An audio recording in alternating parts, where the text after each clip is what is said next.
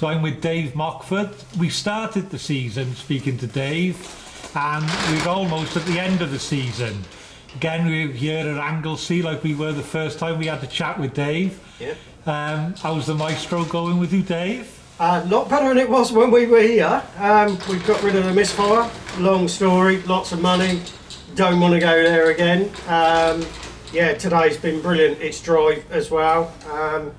Yeah, everything's starting to switch on now for the season. I think you're understating your achievement today. How many seconds have you taken off the... I believe it was 7 seconds off. That's a full 7 seconds, not 7 times. That's 7 seconds. 7 seconds, yeah. That really does take some doing. 63.5, I think was the last record we broke. We broke it 5 times today. Excellent, brilliant. And so anything different to last time? I know you're on different tyres, is that right? We've gone over to W3 Extremes, much better than the R5s. They're switching on from the get-go. We've been struggling pretty much all season with the back end letting go until we get halfway around the circuit. Yeah, these are just switching on, so it's something to bear in mind for next year to try and get some W3s. That said, with the tyre situation we got with Avon, we're looking at Hoosiers. We're sort of feeling the market at the minute, so it's something for the winter. I was chatting to some other competitors earlier, and Lloyd Bettinson was saying that they're hoping that Nova, which is Avon backwards basically, that they're going to produce the tyres, but of course there's no guarantee. No, we're hearing first quarter of the year next year, but I think that's going to be a little bit too late for us once we've chosen what wheel setup we're doing and what tyres we're doing. So if they come in during the year, then yeah, maybe we'll change over to those. But if the W3s have worked for you today, there's no reason why they won't work. No, exactly. Next season. Exactly. Next season they should work really well. So yeah. That's brilliant. Now, I was listening to the car out on the circuit. It certainly sounds really good with you going around the circuit. We notice it in here now as well. Exhaust crack is really sharp now. Gear changes are sharp. The problem we had with the injector wiring and stuff like that has now, with the swirl pot, made it breathe a lot better. We can actually feel it, and the times are showing as well. Obviously, you can't hear an awful lot in here, but if you're saying it sounds better, it seems like we're on the right track. It sounds like it's really singing. Yeah, good. Good. You know, I'll have to watch some of the videos. I knew the times were going to be good. I could see from the outside of the car. You've got more faith in me than I have in me at the minute, but now, yeah. To resolve this issue, I know that you haven't resolved that yourself. You've had some assistance, haven't you? We've had a huge amount of assistance from DTA. Alex and Ben have been absolutely brilliant all the way through, helping us with suggestions. We even sent the ECU back for a service check. They came back, said nothing wrong with it, but just in case, have a new ECU free of charge on us. You can't ask for better service. That's absolutely brilliant service, isn't it? Yeah, no, they've been brilliant beside us. Colin and Tony are Satchel Engineering. Then what those guys don't know isn't worth knowing. They are so helpful. They helped us all the way along with the gearbox and stuff. Turning the gearbox around while you wait. Where can you get that service? You can't, can you? No. And it is anybody who's going for a sequential box or anything gearbox related really. First protocol, satchel. They're the people to go to. Every time. So you've done a mix this year, Dave, of sprints and hill climbs. Yeah. Do you prefer sprints or do you prefer hills, or do you simply enjoy the both? If you'd asked me this last year, I'd have said a bit of both. This year, with the way the car's evolved and the way it's set up, it's now naturally heading towards sprints rather than hills. We struggle with the hills. Again, that's something we're going to work with Colin Satchel and Tony over the winter. We've got one shaft that's longer than the other. We're going to try and do a split shaft, bit of a conversion on the front, and see how the torque steer goes, because when we change gear on a hill, it's really noticeable on the torque steer. What I found a bit with a developed modified production car is that they really suffer in the wet on hills, don't they? Yeah. Wiscombe earlier in the year, we gave up on the Saturday purely because we couldn't get traction down, couldn't keep it in a straight line. Yeah. We took the sort of decision, let's not bin it, save that for Leighton. Well, you're going to bring that up. I wanted to bring that up. No, you didn't hear that word. No, but you recently posted on your YouTube channel, didn't you, Dave, your run-up Lowton? Yes. Yeah, that was a little bit of a red mist moment that caused that. As you know, we've been suffering with a misfire all year. I hadn't got the gear linkage set up properly, and it all came to a head as I come round to go up to the museum, and I lost my temper. And that's when things go wrong, things isn't it? go wrong, badly wrong. You forget where you are on the track, you nail to the floor, and you crest the hill and go, maybe I should have turned right here, too late. Yeah. We buried it, and to be fair to everyone at Lowton, we had the car back out on track within 3 hours. Yeah. Owen Cole, you'll probably know him as a commentator from all the tracks, gave up his commentating time to give us a hand to straighten it out. And yeah, we were back out. We made the end of the first session in the morning. It's a real good guy, is Owen. He's also a really quick driver. He is I've quick. Competed against Owen as well at Kerbra. Yeah, he did well in the rally of late as well. So, did he? Yeah, right. He's done really well. To me, hill climbing and sprinting is more than hill climbing and sprinting. Yeah. It is a community. Everybody here helps each other, and that's what makes it us as well. Lowton Park, prime example of that. We couldn't have wanted for better friends and better help, advice and everything.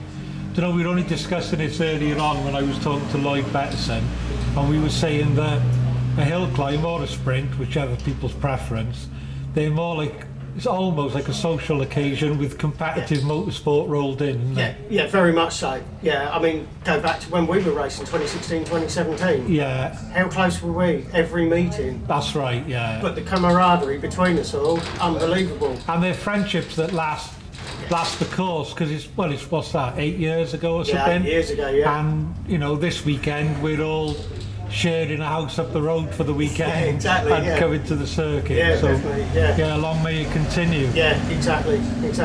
So I think the project for the future for us all is to highlight to the public and the people who watch us on YouTube to come and get involved, whether it be in marshalling, driving, or just spectating. Just spectating. Get the word out there. It is a friendly sport. It's the only sport I know of where you can come to an event, you can walk around the paddock, talk to the drivers and get in the car and have a look at the car properly up close. You can't do that anywhere else. No, that's right. It's, And sharing of parts, sharing of tools. Exactly, yeah. There's been some prime examples of that. So any like car enthusiasts, it's the place to be, really, isn't it? Yeah, absolutely, yeah. Well, Dave, thanks for speaking to us, and I know you're out again tomorrow. I am, yes. On the longer circuit tomorrow. Longer circuit, and we're going to give it a go. We'll see how it goes again tomorrow. Yeah. And then after that, are you doing Castle Coombe? I am doing Castle Coombe. That's my last one then. Right, and that will be the end of the championship as far as the Welsh Fairfield Motor Championship is concerned. Yeah. And so all the best in the championship and obviously for tomorrow, Dave. Yeah. Thank you very much. All right, thanks, Dave. Cheers.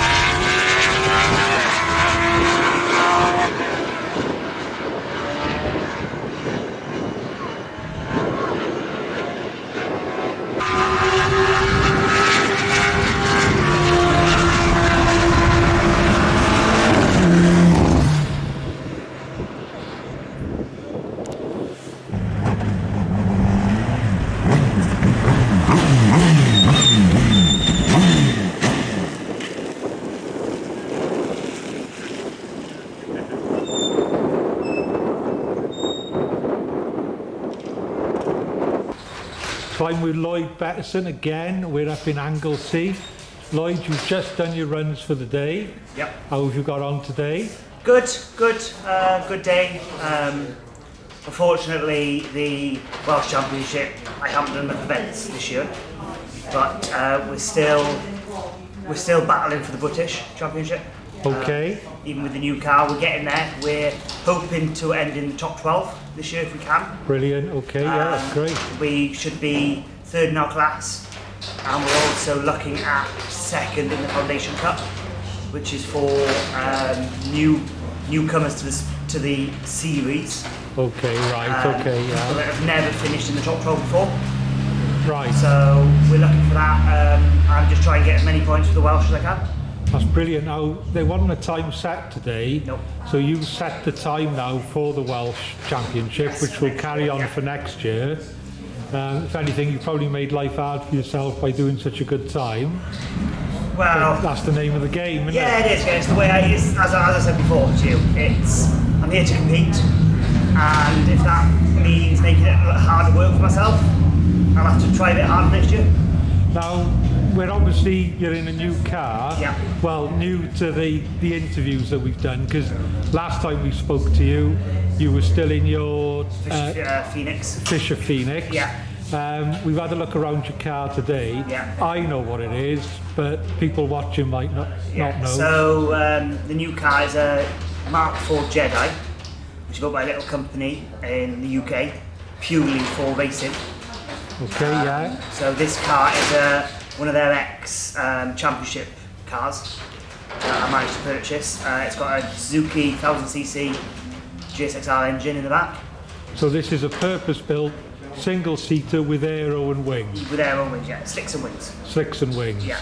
Now, talking about slicks, there's a lot of talk at the moment about tyre and tyre choice Yeah. and what slicks to use. Yeah, You're running Avons, I noticed. yeah, Avons. Avons all the way for me, to be honest. Avons all the way. Yeah, while they're still available, I will still use them. Yeah. Obviously, with Avon, with the buyout with Avon, hopefully they'll still be manufacturing them in the next couple of years. Under the name of, is it Nova? Yeah, Right, Nova, okay. Nova, which funny enough is Avon backwards. Yeah, But no, and if they're not available, everyone's going to be in the same boat. that's a So good point actually, yeah. It's all well and good saying you need sticky tyres, but if you can't get them, everyone's going to be in the same boat. So then you've just got to work with what's best. Got to for work you. around it. Yeah. So yes, it is going to. I think it's going to change the sport if Avons are no longer available or Pirellis are no longer available. But let's hope that someone comes along and produces a tyre that's suitable for everyone. That suits for everyone. Yeah, it's a good point actually, Lloyd. If not, Now- everyone's going to be on a harder, maybe track developed tyre, but everyone's going to be the same. So the target times may have to be looked at for these championships Yeah, because obviously a harder tyre is going to be slower. that's right, yeah. So, but that's going to be a couple of years yet because people still have stock of the people who can afford to go out and buy 10 sets of tyres now are going to go out and do it. Now I know with your previous car, you were fortunate enough to get some really good sponsorship. Yeah. Have you been able to carry that sponsorship forward onto the new car? I've been very lucky again, find things at number 28 in Cardigan, which is a crafter's paradise, shall we say, Yeah, and gifts for all year round. They are very, very good to me. And also work help me in any way they can. OC Davis and Sons, yeah. Cardigan, Neyland and Carmarthen, MG, Honda, Renault, Dacia dealers. So yeah, I'm very lucky. We always want a little bit more if we can find it. Yes, But yeah. shall I say unfortunate that the sport that we love so much isn't publicised enough to bring people on board. That's right, They don't yeah. understand what we're doing. They don't understand the level of competitiveness in the sport, Yeah, but also the level of camaraderie. yeah. That is a big thing for me. It's coming to a race weekend, you get away from, say, everyday stresses, and you switch off to things that